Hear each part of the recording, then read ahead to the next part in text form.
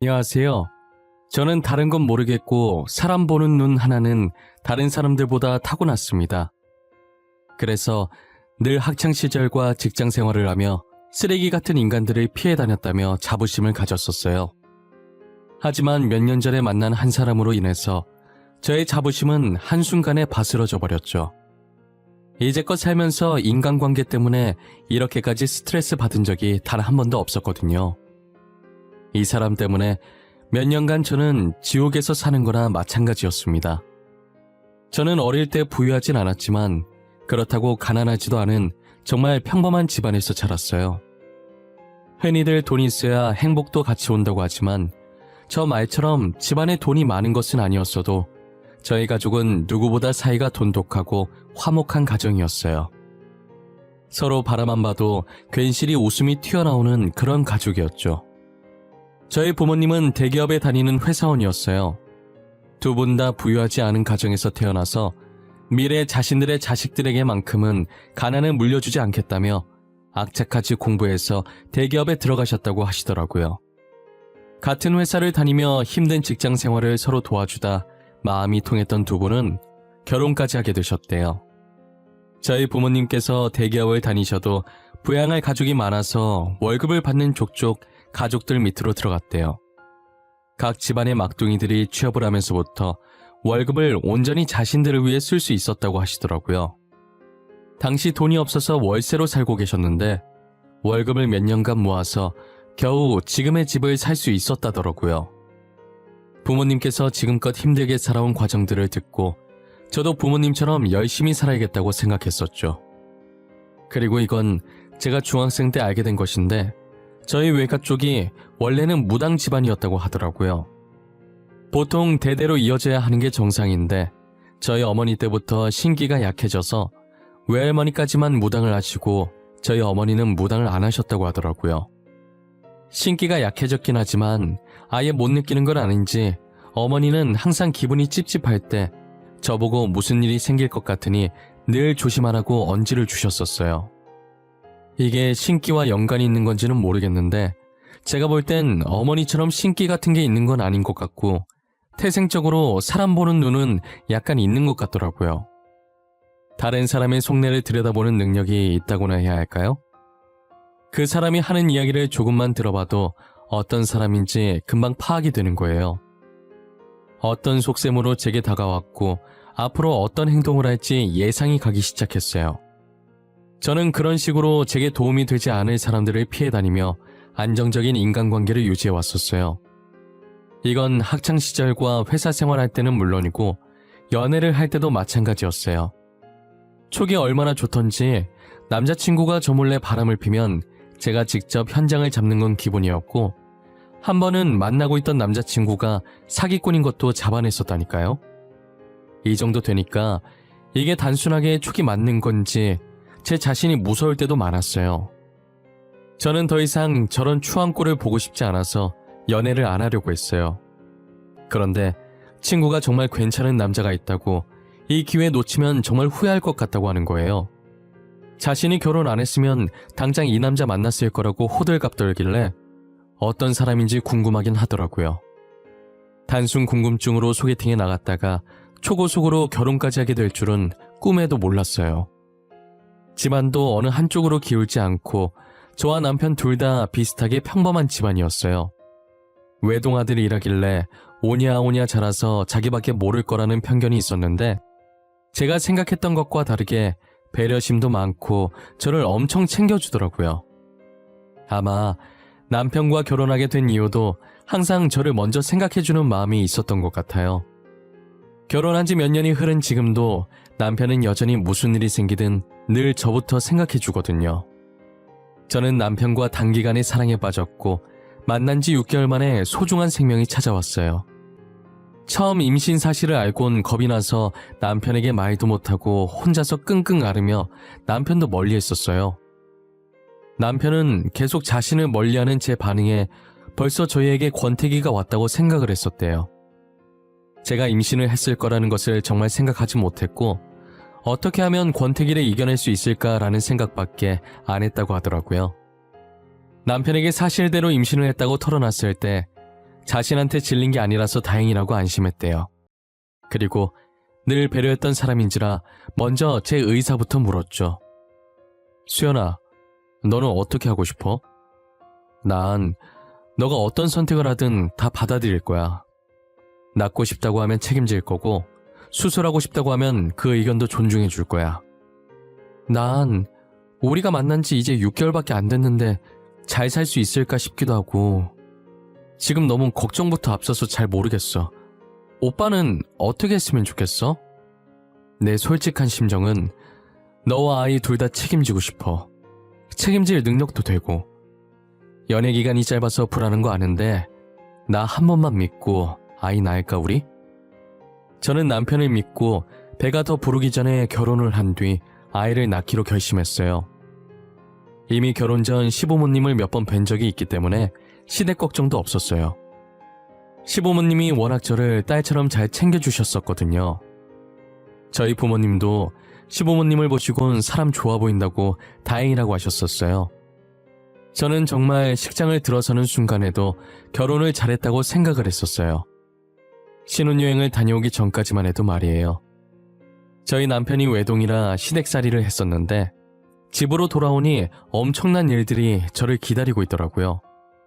온화하시던 시어머니는 온데간데 없었고 드라마에서만 보던 시집살이가 제 눈앞에 펼쳐졌어요. 친구들도 제 시댁살이를 말렸을 때 제가 사람 볼 줄 안다고 저희 시부모님은 그러실 분 아니라고 자신만만했었는데 역시 시자 붙은 집안은 다 똑같은 것이었어요. 일부러 저를 시키려고 모아둔 건지 밀린 집안일이 잔뜩 있더라고요. 집안도 엉망이고 세탁물도 세탁기에 가득 차 있고 금방 먹은 것 같은 설거지거리들도 쌓여 있고 그야말로 집이 쓰레기장인지 돼지우리인지 모르겠더라고요. 하필 남편이 회사에 급하게 일이 있다고 불려가는 바람에 도와줄 사람도 없었어요. 제게 닥친 현실을 부정하려고 했지만 시어머니께서 저를 부름과 동시에 현실을 직시하게 되었죠. 정신 차려보니 제가 설거지를 하고 있었고 빨래를 돌리고 청소까지 하고 있더라고요.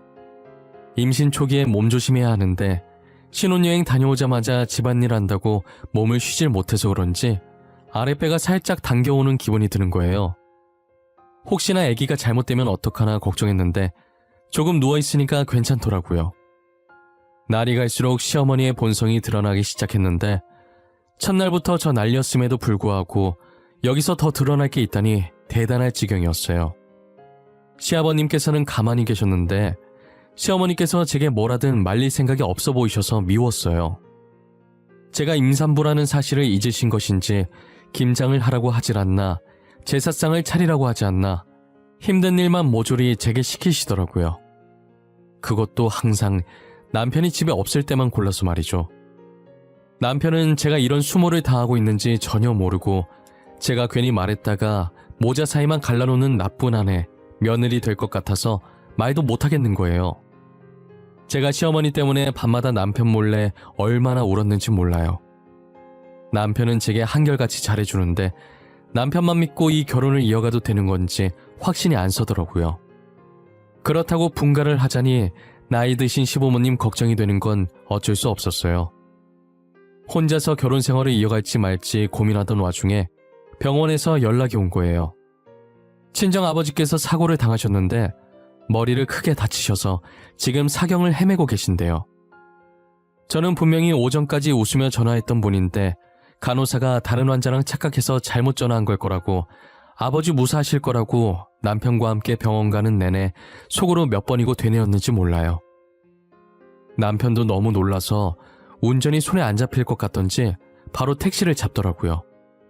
불안해하는 제 모습을 보고 남편은 어차피 지금 어떤 말을 하든 제게 안 들릴 걸 아는지 아무 말 없이 자신의 따뜻한 손으로 조용히 제 어깨만 감싸주더라고요. 택시에서 내리자마자 다리가 떨리기 시작하더니 말을 제대로 듣지 않더라고요. 결국 남편의 부축을 받고 병원 안으로 들어섰어요.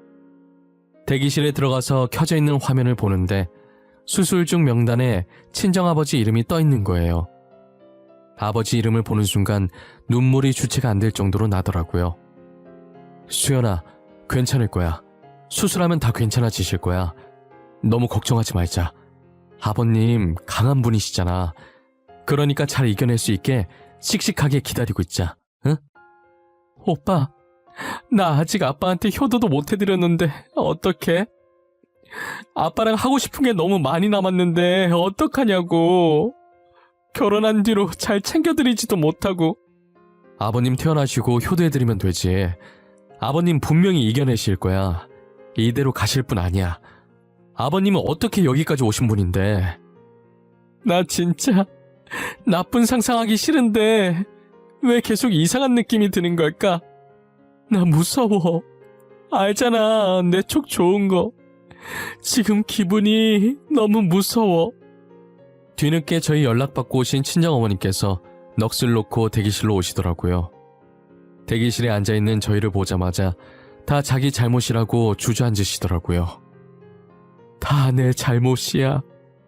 수연아, 나 때문에 네 아빠가 어쩌면 좋니? 내가 나가지 말라고 더 세게 말렸어야 했는데 다 내 탓이야. 엄마, 그게 무슨 말이야? 엄마 잘못이라니. 엄마가 사고 낸 것도 아니잖아. 이게 어떻게 엄마 잘못이야? 운전자가 잘못한 거지. 내가 바나나 먹고 싶다고 하지만 않았어도 이런 일 없었을 거야. 바나나가 먹고 싶다고 입 밖으로 내뱉는 순간 이상한 기분이 들더라고. 그래서 나가지 말라고 했는데. 저녁을 먹고 바나나 먹고 싶다는 친정어머니의 말에 친정아버지께서 나갈 준비를 하셨다고 하더라고요. 평소에 두 분이 사이가 워낙 좋았던지라 이 말만 들었을 땐 평소와 다를 게 없었어요. 하지만 친정아버지께서 나갈 준비를 할 때 친정어머니께서 알 수 없는 느낌을 받았다고 하시는 거예요. 제가 초반에 친정어머니께서 약간의 신기가 있다고 말했었잖아요. 이상한 느낌을 받고 친정아버지가 못 가게 잡았는데 별일 없을 것이라고 집 앞 마트 잠깐 가는데 그 사이에 뭔 일이 생기겠냐고 하고 나갔다는 거예요. 저희 친정 아파트 단지에서 바로 길 건너면 대형마트가 있었거든요. 친정아버지께서 신호를 기다리고 있는데 비틀거리는 차를 미처 보지 못하고 사고를 당하신 거죠. 친정어머니의 말을 듣고 가해자를 찾아가니 면허 취소가 될 정도의 음주 상태더라고요. 가해자 부인되는 사람은 미안하다고 연신 고개를 숙이는 거예요. 한두 번이 아니었는지 자연스럽게 합의를 부탁하길래 저는 무조건 징역 살게 할 거라고 합의는 무슨 일이 있어도 절대 해줄 수 없다고 소리친 후 다시 대기실로 돌아왔어요. 친정아버지께서 몇 시간의 긴 수술을 마치고 새벽에 수술실에서 나왔으나 의사 말로는 지금 상태로 장담할 수 있는 게 아무것도 없다고 하시더라고요. 생각보다 너무 크게 다쳐서 오늘 며칠 동안은 지켜봐야겠다고 하셨죠. 친정어머니께서는 일단 본인이 병원에 계속 계시겠다고 하면서 제게 이러다 애까지 잃겠다고 임산부인 저를 집으로 보내시더라고요. 남편이나 저나 발길이 떨어지지 않았지만 아이 때문에 어쩔 수 없이 집으로 돌아왔어요. 제가 시어머니께 정이 떨어지기 시작한 건 집에 도착하고 나서부터였어요. 남편은 집에 도착하자마자 잠도 2시간밖에 못 잔 채 회사로 출근했고 시어머니께서는 남편이 출근하자마자 친정아버지 안부를 묻긴커녕 아침밥 차려달라고 난리인 거예요. 사돈이 지금 생사를 오가고 있는데 어쩜 저럴 수 있는지 이해가 가질 않더라고요. 저는 끓어오르는 화를 눌러 담고 시부모님 아침밥을 차려줬어요. 씻고 다시 병원으로 갈 생각이었는데 시어머니께서 밥 먹다가 저를 보면서 어디 가냐고 하시더라고요. 친정에 들렀다가 병원으로 가보려고요. 아무래도 짐을 조금 챙겨서 가봐야 할 것 같아서요. 설거지 때문에 그러신 거면 놔두세요. 제가 갔다 와서 할게요. 사돈 어른은 안사돈께서 잘 챙기시겠지? 너 시집간 딸은 출가 외인이다. 이 말도 모르니? 이제 너는 우리 집 식구인데 우리는 안 챙기고 지금 누굴 챙기는 거야? 제가 누굴 챙기다니요. 저희 부모님 챙기는 거죠. 결혼했다고 해서 낳아주신 부모님이 남 되는 건 아니잖아요. 이제는 우리 사람인데 그 사람들이랑은 남이나 마찬가지지. 임신한 애가 집에나 있을 것이지 어딜 나간다는 거야? 너 임신한 것도 거짓말이지? 어머님, 저는 여기 있어도 일만 해요. 언제는 절 임산부 취급이나 해주셨어요? 저 여기 있는 것보다 차라리 나가서 저희 아버지 병간호하는 게 훨씬 마음 편해요. 제가 한 말들 중에 틀린 말이 하나도 없자 시어머니 얼굴이 울그락불그락해지더라고요. 그러더니 말로는 안 될 것 같았는지 들고 있던 숟가락을 놓고 제게 와서 뺨을 내려치시는 거예요. 시아버지께서도 밥 먹다가 놀라셨는지 이게 무슨 짓이냐고 시어머니께 소리를 치셨어요. 저는 욱신거리는 볼을 부여잡고 울면서 방으로 들어갔어요. 친정아버지 병간호 하겠다는 게 도대체 뭐가 그렇게 나쁜 건지 모르겠더라고요. 제가 방으로 들어온 뒤 시부모님께서는 안방으로 들어가는 소리가 들리더니 두 분이 싸우시는 건지 큰 소리가 들려오기 시작하는 거예요. 저는 말릴 힘도 없어서 그대로 울면서 잠들었던 것 같아요. 그러다 등 쪽에서 누가 툭툭 치는 느낌이 들어서 봤더니 시어머니께서 발로 제 등을 치고 계신 거예요. 그러면서 저녁 시간이라고 자기 저녁밥 내놓으라는 게 아니겠어요? 뭐 이쁘다고 정성스럽게 차리나 싶어서 그냥 대충 차려주고 나왔더니 반찬이 이게 뭐냐고 어찌나 난리를 치던지 귀에서 피날 뻔한 거 대꾸할 기운도 없어서 방으로 돌아와 버렸죠. 남편이 퇴근하고 오면 친정아버지 병간호를 갈 생각이었어요. 그런데 퇴근할 시간이 한참 지났는데도 남편이 회사에서 올 생각을 안 하는 거예요. 그래서 전화해봤더니 시어머니께서 임산부 병원에 못 가게 하라고 했다면서 자기가 대신 병원에 병간호하러 왔다고 하는 거예요. 남편을 부르는 친정어머니의 목소리가 들리는 거 보니 정말 병간호하러 간 모양이더라고요. 아직도 그날만 생각하면 남편에게 너무 고마웠어요. 다음 날은 무슨 일이 있어도 제가 직접 가려고 했는데 또 쓰잘데기 없는 일들을 시키시더라고요. 제가 시집 오기 전에도 안 했던 창고 정리를 지금 해야 한다 하질 않나. 찻장에 있는 잔들을 쓰지도 않으면서 당장 다 닦아야 한다 하질 않나. 나중에 해도 될 일들을 지금 바로 하지 않으면 죽는 사람같이 행동해서 어쩔 수 없이 해드렸어요. 결국 하루가 지나고 이틀이 지나도 저는 아버지 병실에 갈 수 없었어요. 남편도 그날 이후로 회사 일이 바빠 야근이 잦아져서 결국은 친정어머니 혼자서 병간호를 다 하셨죠. 그러다 결국 저희에게 일이 터져버리고 말았어요. 어김없이 쓰잘데기 없는 핑계로 일을 시켜서 하고 있었는데 아랫배가 욱신거리기 시작하더라고요. 간혹 그럴 때가 있어서 이번에도 그러다 말겠지 했는데 이게 점점 심해지더니 서 있을 수도 없을 만큼 배가 아파와서 결국 배를 부여잡고 쓰러졌어요. 쓰러지자마자 주머니 속에 있던 전화가 미친 듯이 울리기 시작하는 거예요. 저는 간신히 전화 받고 배가 아프다는 말만 되뇌이다가 그 뒤로는 의식을 잃어서 기억이 나질 않아요. 눈 떠보니 흰 천장에 눈 살짝 부실 정도의 밝은 조명이 보이더라고요. 고개를 살짝 돌려보니 남편이 제 옆에서 아이처럼 울고 있었어요.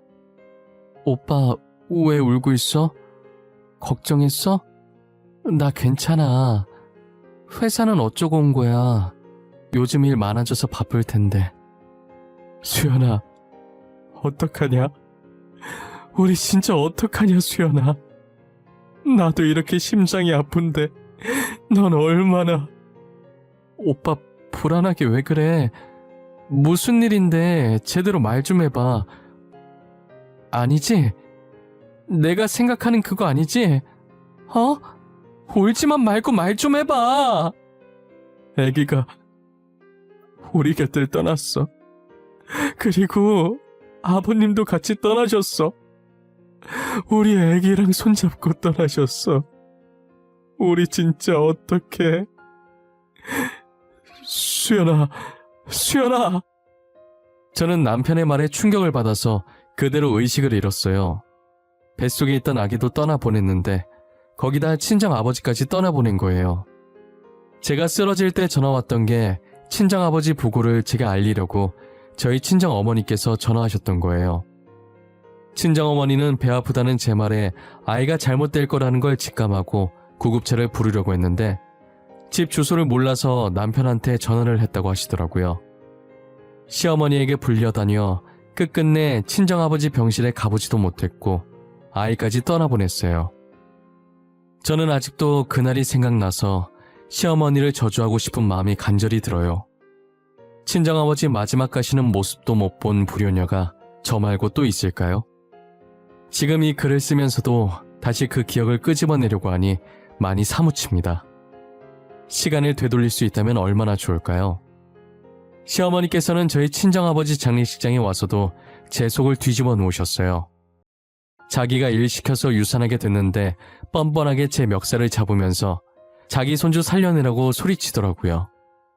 친정어머니와 남편이 달려와 지금 뭐하는 짓이냐고 시어머니 손을 떼면서 일단락되는 줄 알았는데 그 자리에 주저앉으면서 장례식장 떠나가라 우시는 게 아니겠어요? 조문 온 사람들이 다 저희 쪽으로 쳐다보니까 결국 남편이 시어머니를 밖으로 끌어냈어요. 장례식이 끝나고도 시부모 잘못 만나 꼬이기 시작한 제 인생이 안타까워서 눈물이 멈추질 않더라고요. 솔직한 심정으로는 그 당시에 모든 걸 다 포기하고 친정아버지 곁으로 가려고 했었어요. 친정아버지도 잃고 소중한 제 아이도 잃었는데 과연 제가 계속 살고 싶은 마음이 있었을까요? 하지만 홀로 남은 친정어머니가 생각나 다시 마음을 다잡고 살아보자고 생각했죠. 제가 마음을 다잡은 지 얼마 지나지 않아 시아버지께서 병에 걸리신 거예요. 간암 말기로 이미 암 진행이 많이 된 상태라 수술을 할 수 없을 정도라고 하시더라고요. 남편은 자신의 부모님이니 애초에 저한테 부탁할 생각조차 하지 않았고 자신이 휴직을 쓰든 해서 병간호를 하겠다고 했어요. 그 소리를 들은 시어머니께서 당연히 가만히 계실 리가 없었죠. 집에서 버젓이 놀고 있는 사람이 있는데 왜 네가 휴직을 쓰니? 너가 일 안 하면 우리 집 뭐 해먹고 살라는 거야? 제가 모아둔 돈 있어요. 당분간 그거 가지고 생활하셔도 충분해요. 그리고 집에서 놀고 있는 사람이 어디 있어요? 어디 있긴. 일 안 하고 집에서 놀고 먹는 니네 마누라 있잖아. 이제 며느리도 우리 집 식구인데 며느리가 시아버지 모셔야지 왜 엄한 사람이 휴직을 한대? 어머니, 집사람 임신했다는 핑계로 장인어른 병간호 못하게 해놓고 지금 남의 아버지 병간호를 시키겠다고요? 말이 되는 소리를 하세요. 그리고 어머님, 제가 집에서 논다고요? 저 이 집에 시집와서 단 한 번도 놀아본 적 없어요. 제가 유산한 건 어머님 때문이에요. 알아요? 그날도 괜히 안 해도 될 일을 시켜서 그렇게 된 거잖아요. 시어머니께서 저를 계속 집에서 아무것도 안 하는 식충이 취급을 하길래 저도 화가 난 나머지 이때까지 시어머니께 겪었던 수모들을 남편에게 말하기 시작했어요. 제가 말을 하면 할수록 남편의 표정이 점점 굳어가더라고요. 남편에게 전화해서 임산부 병원 못 가게 하라고 한 것도 일부러 친정아버지 병간호 못하게 하려고 그런 것이었다고 하자 남편은 경멸에 가득 찬 눈으로 시어머니를 쳐다봤어요. 시어머니 얼굴은 하얗게 질려서 흔들리는 눈으로 딴 곳만 쳐다보고 계시더라고요. 어머니 제정신이에요? 사람이 어떻게 그래요? 어머니 원래 그런 사람이었어요? 저희 연애할 땐 수연이 딸처럼 잘해주시더니 다 연기하신 거였냐고요? 아들아, 내 말도 좀 들어보거라. 이거 다 오해야, 어? 내가 딸은 출가 외인이라는 말을 한 건 맞는데 듣기 싫어요. 집사람 아끼는 마음이 걱정돼서 그러신 줄 알았는데 일부러 못 가게 하신 거였어요? 나중에 장인어른 얼굴 어떻게 보려고 이래요? 결국 어머니 때문에 저희 애까지... 어머님, 그 와중에 변명하시려고 하신 거예요? 제가 한 말 중에 과장된 말 하나도 없어요. 그리고 저희 애 어머님께서 그렇게 만들어 놓고 장례식에서 어쩜 그렇게 뻔뻔하게 저한테 그러세요? 그럼 아버님 장례식에 와서 손주 살려내라고 소리 지르던 것도 다 연기였어요? 저 이제 어머니가 무서워요. 다시는 보고 싶지 않아요. 저희 분가할 거고 아버지도 어머니께서 모시세요. 남편은 그간 제가 당한 고통이 이것과는 비교도 안 되겠지만 반의 반만이라도 느껴보려고 하면서 시아버지의 병간호를 시어머니께 맡기시고 연을 끊어버렸어요. 저희는 그 길로 집에 돌아와 짐을 정리하고 분가를 해서 둘이서 살기 시작했죠. 저는 가끔씩 친정아버지와 아이가 떠나던 날을 생각하며 울었어요. 남편은 그럴 때마다 아무 말 하지 않고 저를 감싸주면서 같이 울어주었죠. 시어머니와 함께 살지 않으니 숨통이 트이는 기분이었어요. 그렇게 1년 정도 살다 보니 늘 제 곁을 지켜주는 남편 덕분에 아팠던 기억도 이젠 어느 정도 아물고 더 이상 아프진 않지만 지워지지 않는 흉터로 여전히 남아있더라고요. 모닝커피를 마시다 문득 쎄한 기분이 한순간에 저를 덮치더라고요. 저는 곧장 방에 들어가 남편에게 잊고 있었던 시아버지의 상태를 물어봤어요. 제 물음에 귀신을 속여도 저는 못 속이겠다고 하면서 웃길래 왜 그러냐고 했더니 안 그래도 방금 전화로 부고 소식 들었는데 끊자마자 제가 방으로 들어왔다는 거예요. 가끔 저도 이런 쪽으로 제 촉이 맞을 때마다 깜짝깜짝 놀라곤 해요. 남편이 저보고 같이 가겠냐고 물어보길래 시아버지께서 제게 뭔 짓을 한 건 아니지만 시어머니를 말려주시지 않아서 좋은 감정이 있었던 게 아니라 안 가겠다고 했어요. 남편은 장례식을 마치고 돌아와서는 헛웃음을 치더라고요. 아버님 잘 보내드리고 왔어? 뭐야? 거기서 무슨 일이 있었어? 왜 혼자서 헛웃음을 치고 있어? 아버지 사망보험금 있잖아. 그거 다 나한테 왔다? 원래 어머니한테 가야 되잖아. 근데 나한테 왔어. 그리고 아버지께서 남기신 재산도 다 나한테 왔다? 웃기지? 그래? 하나뿐인 아들한테 주시고 싶으셨나 보다. 어머님이랑 아버님도 사이가 안 좋으셨나 봐? 그러니까 어머님한테는 하나도 안 남기고 오빠한테 주셨겠지. 아버지께서 나랑 너한테 편지 남기셨거든? 나한테 주신 편지 읽어보는데 가관이더라. 여기 수연이 너한테 남긴 편지도 있어. 읽어봐. 남편이 제게 건넨 건 시아버지께서 돌아가시기 전에 저희에게 남긴 편지셨어요. 돌아가시기 직전에 저희에게 남기신 듯 평소 정갈하던 글씨가 삐뚤빼뚤했어요. 그동안 저와 지내면서 미안했던 감정들을 편지에 담으셨더라고요. 평소 시어머니께서 성격이 보통이 아니시라 시어머니를 말리게 되면 집안 살림이 다 날아갈까봐 시어머니께서 제게 못되게 굴어도 말리지 못했다고 하더라고요. 제가 뺨을 맞고 처음으로 화내신 날 안방에 들어가시더니 두 분이서 싸우는 소리가 들렸다고 했잖아요. 그날도 안방에 있던 물건들을 시아버님께 던지고 소리 지르고 난리가 났다고 하시더라고요. 그동안 시어머니께서 제게 행했던 행동들이 너무 못돼서 가남이라는 소식을 듣자마자 사망보험금과 전재산 수령인을 남편에게 돌려놨더라고요. 그리고 그 돈을 저와 남편이 반반씩 나눠 가지라고 자신이 주는 처음이자 마지막 용돈이라고 하시면서요. 저는 그 삐뚤빼뚤한 편지를 읽고 엄청 울었던 것 같아요. 시아버지 장례식에 갈 걸 그랬다며 후회하기도 했었죠. 저는 시아버지의 편지를 읽고 울기 바빴는데 뒤이어 들리는 남편의 말에 울음이 쏙 들어가더라고요. 시아버지께서 남편에게 남긴 편지 내용은 정말 기가 막혔어요. 시어머니께서 시아버지를 제대로 돌보지도 않았고 생각보다 시아버지께서 오래 살게 되자 입에 담을 수 없을 악담을 퍼부었다고 하더라고요. 남편이 영 끊기면서 생활비도 끊어버리자 돈이 없다며 사망보험금을 자기한테 달라고 했다는 거예요. 이게 죽을 날 받아놓은 사람에게 할 소리냔 말이에요. 저는 남편의 말에 믿기지 않아서 직접 편지를 봤는데 진짜 열불이 나더라고요. 남편도 진작에 영 끊길 잘했다고 더 이상 어머니 없는 셈 칠 거라고 하더라고요. 어떻게 사람의 탈을 쓰고 아픈 사람에게 저런 말을 할 수 있을까요? 제가 아무리 이해해보려고 해도 절대 이해할 수 없는 행동이었어요. 시어머니께서는 가족들 다 등 돌린 지금 혼자 남아서 본인이 무엇을 잘못했는지 곰곰이 생각해보고 지난 날들을 반성했으면 좋겠어요.